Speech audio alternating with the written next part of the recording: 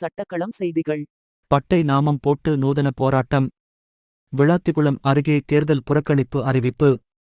தூத்துக்குடி மாவட்டம் விளாத்திகுளம் அருகே உள்ள கமலாபுரம் ஊராட்சிக்கு உட்பட்ட துரைராஜ் நகர் பகுதியில் சுமார் 25க்கும் மேற்பட்ட குடும்பங்கள் வசித்து வரும் நிலையில் அப்பகுதியில் முறையான சாலை வசதி, கழிவு நீர் கால்வாய், போதுமான தெருவிளக்கு மற்றும் குடிநீர் வசதி எந்த ஒரு அடிப்படை வசதிகளும் செய்து தராமல் அலக்களிக்கப்படுவதாகவும், அப்பகுதி மக்கள் கடந்த 4 ஆண்டுகளாக வட்டாட்சியர் முதல் மாவட்ட ஆட்சியர் வரை அனைவரிடமும் பலமுறை கோரிக்கை மனுக்களை அளித்தும் பல கட்ட போராட்டங்கள் நடத்தியும் அதிகாரிகள் எந்த ஒரு அடிப்படை வசதிகளும் செய்து தராமல் தொடர்ந்து அதிகாரிகளால் அப்பகுதி மக்கள் புறக்கணிக்கப்பட்டு வருவதாக குற்றம் சாட்டுகின்றனர்.